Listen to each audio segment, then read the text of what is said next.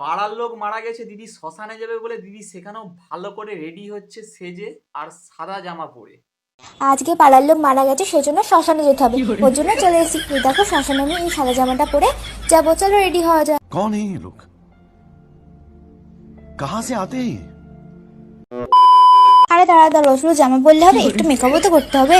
দেখো সাদা রঙের জামাটার সাথে লিপস্টিক পরে চলে এসেছি। আরে বেঁচে আছি বলে এই জিনিসটা দেখতে পেলাম, মরে গেলে শালা জানতেই পারতাম না যে কাউকে দেখতে গেলে শ্মশানে সেজে যেতে হয়।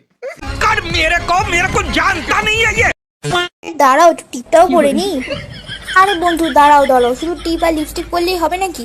একটু আইলাইনারও তো দিতে। মেকআপ করে ভাই দিদি শ্মশানে যাচ্ছে, কি ভাগ্যিস দিদি সেই সময় থাকেনি, না হলে দিদি বাবার বিয়ের সময়তেও সেম মেকআপ করেই যেত।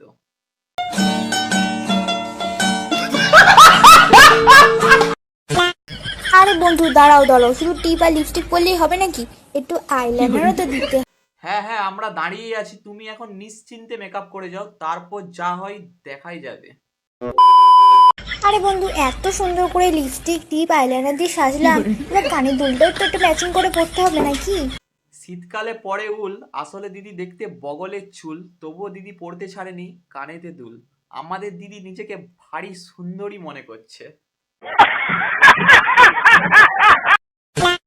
এই দেখো ফ্রেন্ডস, এটা আমার ফাইনাল লুক, চলো এবার শ্মশানে যাওয়া যাক। বাই। তো দিদি আমাদের রেডি, দিদির হচ্ছে এটাই ফাইনাল লুক শ্মশানে যাওয়ার জন্য।